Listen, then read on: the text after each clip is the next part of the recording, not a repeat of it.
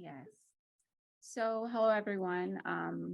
Thank you, Karen, for introducing the group's work and contribution to this event. And so, yes, we decided to focus on Claudia Bernardi, whose work is very similar to what Arts Action Group has been doing over the past few years.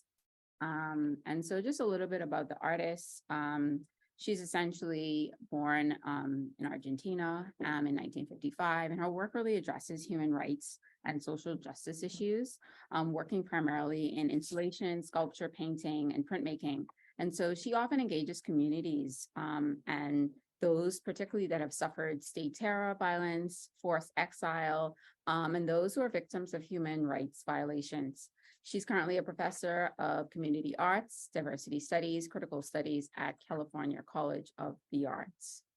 And so a little bit about her life, because I think oftentimes as artists, a lot of our lived experiences kind of filter into our professional practice. And so we can see that she actually survived the Argentine military junta of 1976. And so coming out of that experience, very traumatic, you can see how and why she's so tied to the work that she does. And so after leaving Argentina in 1979, she returned in 1984 to work with the forensic anthropology team to exhume mass graves in the efforts to uncover evidence of human rights violations against civilians. And so it was really this experience that led her to this work. And really being concerned with educating and articulating the communal memories of the survivors of these atrocities. And so her work as an artist, a visual artist specifically, is often featured through these kind of layers of semi-transparent color and imagery that really imitates the techniques of the layering of the earth seen in archaeological, I'm saying it wrong because I just came from the dentist. But the digs they happen. So you see her coming from the tangible into this kind of like artistic kind of referencing point. And so her education coming from Argentina into the US at University of California in Berkeley, and then having received an honorary doctorate degree at the College of Wooster in Ohio. So very a well-established artist. And, you know, we often think, well, why aren't more artists like her, more activists like her represented on Wikipedia? And so this is what really motivated the group to give visibility to expand on her Wikipedia page so that you see the impact of her work within not only her community, but wider communities. And so here we see that she founded the School of Art and Open Studio of Perquin in 2005 in El Salvador. And it's really been, the community has been ravaged, like we've heard with a lot of other communities across the world for 12 years. And this is an extensive time, and this is due to civil war. And so she says that she felt overwhelmed by the tragedy and was really afraid of not retaining historic memory. And so her work, again, really looks at memory. It looks at preserving memory through art. And so she set out to use mural making as a way to create, I guess, visual references to history. So that this model that she's using has since become a blueprint for how she works and how she thinks about community building.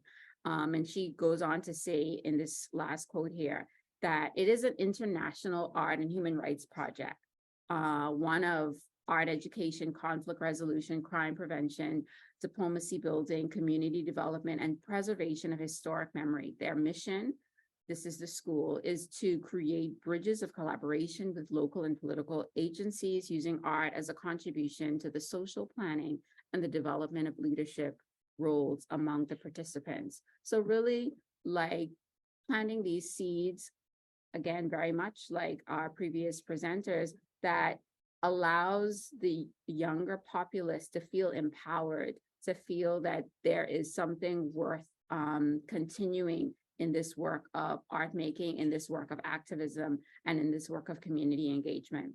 And so here on this slide, we see some examples of one of the major projects of the school, which is the Walls of Hope.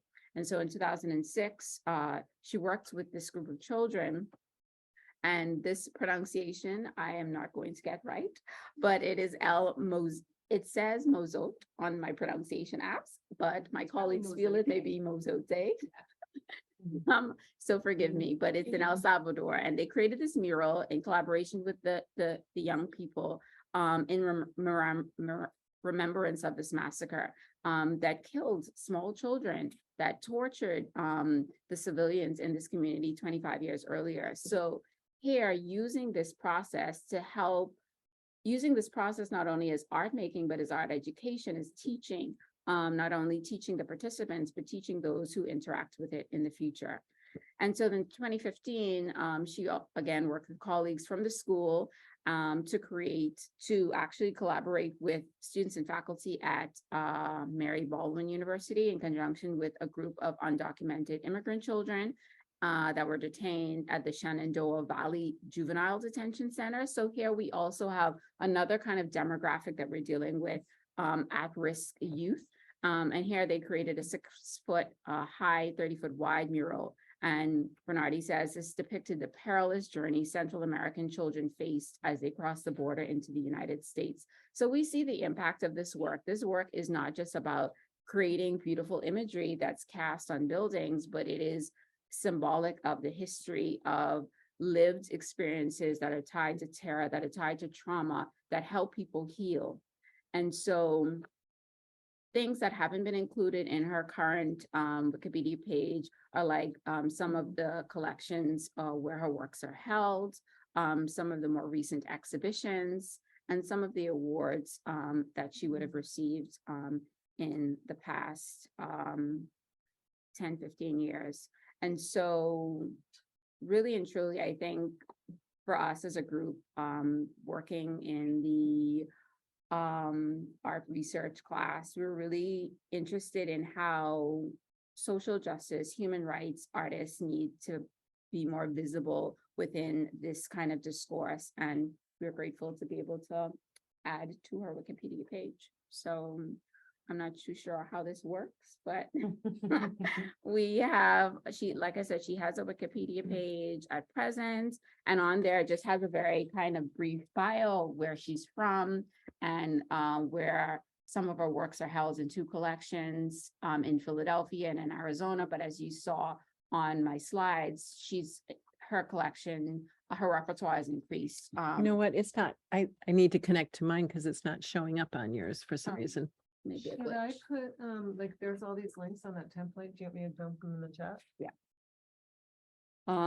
Yeah, and so essentially that's what our contribution is, extending Bernardi's current her existing artist page in Wikipedia to include more current and relevant works, because I think some of the times we think that this work is in the past and it's not ongoing, right? And so this is a lived a project that has life and it has continuity. And so to highlight the relevance, those are the things that we want to add. So.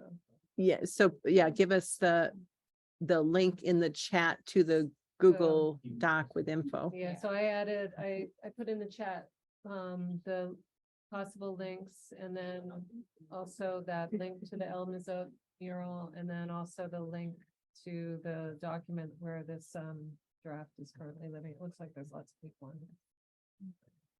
here. Incidentally, what's really interesting is the artist that we had come to talk to the class was her colleague at California College of the Arts, which is kind of fun. Okay.